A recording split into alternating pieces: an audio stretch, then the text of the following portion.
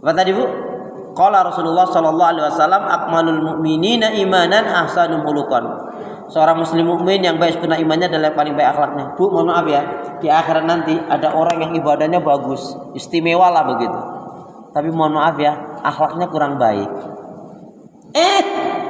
Yang satunya tadi Bu, ibadahnya standar saja biasa, tapi akhlaknya sangat mulia. Dia kepada orang tua sangat bakti. Dia kepada kakak adik saudaranya sangat menghormati. Sama teman sama sahabat dia jaga hatinya, perasaannya. Dia berusaha menyenangkan, dia tidak mau menyakiti, merugikan orang lain. Maka di antara kemuliaan akhlak Islam itu Bu, idealnya kita bisa memberi, membantu, menolong orang lain. Tapi paling tidak minimal jangan menyakiti, merugikan orang lain. Itu akhlak dalam Islam. Saya ulangi, setidak-tidaknya akhlak dalam Islam itu idealnya kita bisa memberi, membantu, menolong orang lain. Tapi kalau kita tidak bisa memberi, membantu, menolong orang lain, setidak-tidaknya kita jangan pernah menyakiti, merugikan. Makanya wanita sholihah pun terletak pada akhlaknya, ya. Dia cantik, tapi kalau akhlaknya nggak baik Bu, capek Bu. Para pinismu ngendika akan ajening diri gumantung ing lati, ajening rini kok gumantung ing busana. Tuk. Ada yang ngerti ini artinya? Bu Ratna ngerti itu? Ajening diri gumantung ing lati, ajening rini kok gumantung ing busana. Harga diri seorang wanita yang solihah itu, wanita yang istri yang solihah itu, wanita yang baik itu terletak dari tutur kata bicaranya. Maka kalau seorang laki-laki, seorang suami kok punya istri, udah kurang cantik, judes, cerewet, bawel, nyinyir, musibah banget itu. Astagfirullahaladzim. Jadi isi kandungan surat Al-Hujurat ini tentang akhlak. Yang pertama adalah tentang wajibnya kita mencintai Allah dan Rasul di atas segala-galanya. Wajibnya kita mencintai Allah dan Rasul di atas segala-galanya. Dan barulah kita akan bisa merasakan manisnya iman kalau yang ini, yang tiga ini telah terpenuhi. Bagian kemuliaan akhlak apa tadi katakan? Salasun mangkuna fihi wajada halawatal iman. Tiga hal yang apabila terdapat dalam diri seseorang, barulah dia akan merasakan iman. Dan surat Al-Hujurat mengajarkan kepada kita demikian. Apa itu? Yang pertama, wajib mencintai Allah dan Rasul di atas segala-galanya. Wajib mencintai Allah dan Rasul di atas segala-galanya.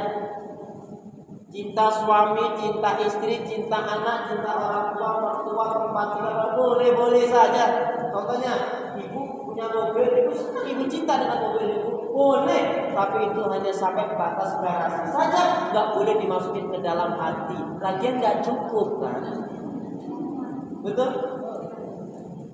Jadi pelajaran satu, lebih mencintai Allah dan Rasulnya di atas segala-galanya.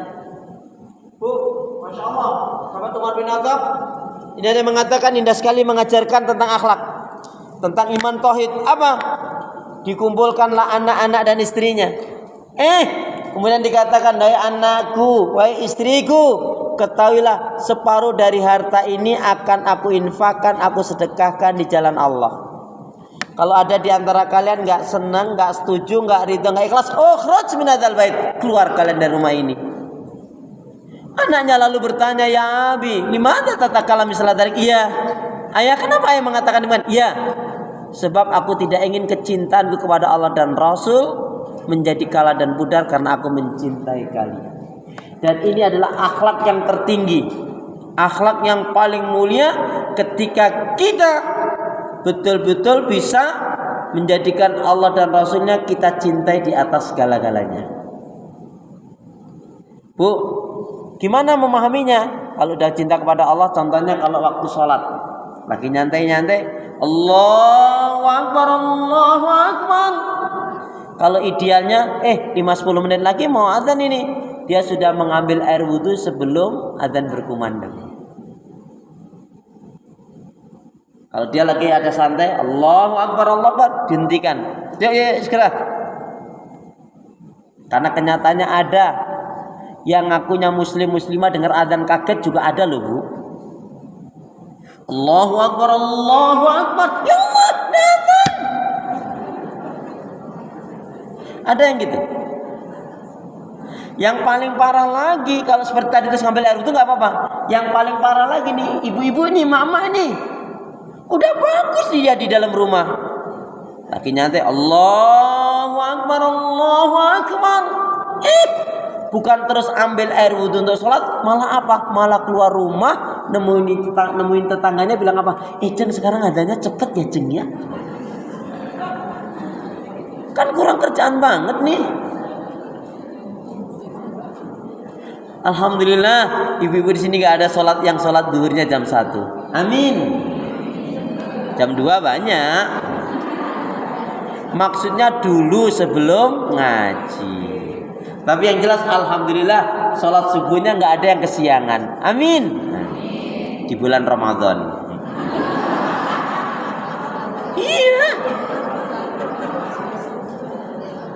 Astagfirullah. Jadi akhlak yang tertinggi itu cintanya pada Allah dan Rasul.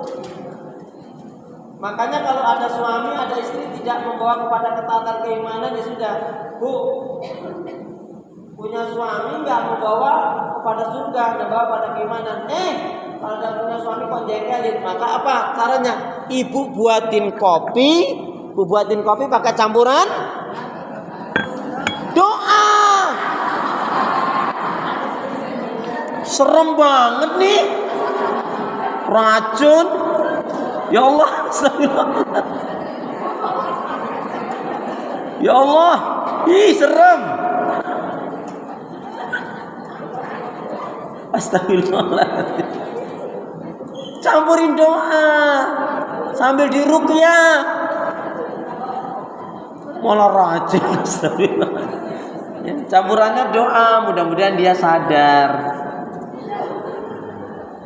Termasuk ibu kalau baca Quran ngeruqyah suami gimana? Kalau ada, bukan ibu jadi, misalkan teman ibu atau tetangga ibu kok punya suami kok kurang baik, gak sholat, kadang-kadang ngabaikan sholat lah, atau kadang-kadang judi mabuk lah, itu dia kalau baca Quran suruh ngeruqyah suaminya. Jadi ketika suaminya misalkan duduk di sana, A'udzubillahi minasyaitonirrajim, itu ngeruqyahnya begitu. Kalau dia, mama kok pas setan ngeliat aku, ya bilang aja, emang papa merasa gitu, berarti mungkin emang ada jinnya Pak. Gitu. Lebih mencintai Allah dan Rasulnya di atas segala-galanya. Bu, kalau bicara cinta kepada Allah dan Rasul kaitannya dengan harta, kita bisa contoh sahabat Utsman. Sahabat Utsman itu, Bu, dia sampaikan kepada istrinya, sayangku, alhamdulillah ini aku dapat untung 1 juta, tapi yang 600-700 ribunya aku infakin, aku sedekahin di jalan Allah sayang. Saking cintanya kepada Allah, untung 1 juta, yang 600-700 ribunya diinfakin, disedekahin di jalan Allah. Apa kata istrinya? Karena istrinya juga mencintai Allah dan Rasulnya. Sayang, tambah dong. Masa hanya segitu sih? Uang kita yang kemarin masih kok. Kalau ibu, suaminya bilang, alhamdulillah ini aku dapat rezeki 1 juta, untung 1 juta, tapi yang 600-700 ribunya aku infakin sayang. Ibu bilangnya gimana? Yakin? Kaget enggak kira-kira? Kalau ibu kaget wajar, karena suaminya nggak pernah begitu. Saya juga pernah contohkan kepada ibu nih, gambaran wanita yang solihah dengan yang nggak solihah.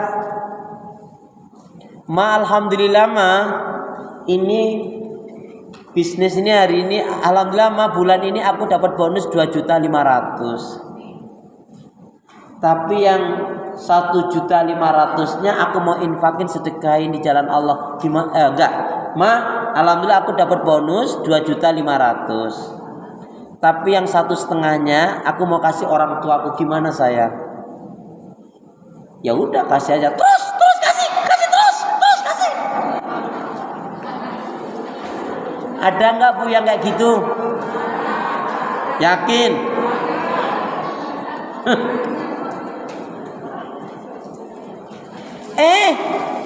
Ini istrinya nggak solihah. Bodohnya suaminya apa Bu? Istrinya bilang begitu dia ikutin. Enggak kok sayang, aku hanya canda aja. Aku kan cari uang untuk kamu. Gitu dong. Ini istrinya nggak solihah, suaminya bodoh, diajakkan neraka mau. Ini namanya contohnya istri yang nggak solihah. Kalau istri yang solihah, Mi, alhamdulillah ini aku dapat bonus 2.500.000. Tapi yang 2 jutanya aku mau kasih orang tuaku, gimana sayang? Astagfirullah, istighfar kamu Pak. Ya. Kamu sama orang tuamu kok hitung-hitungan banget sih? Udah kasihin aja semuanya itu. Mohon maaf ya Pak, sebenarnya aku selama 7 bulan ini diam-diam aku nabung, tapi mohon maaf, aku belum bilang sama kamu. Terus sebentar ya Pak, ini alhamdulillah tabunganku yang selama 7 bulan ini. Ya sudah, karena Papa mau kasih orang tua Papa, punya aku juga kasihkan, ini tabunganku kasihkan juga. Orang tuamu kan orang tuaku juga. Jarang.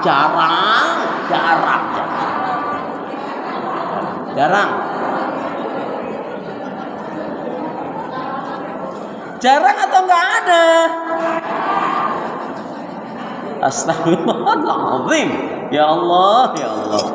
Masya Allah.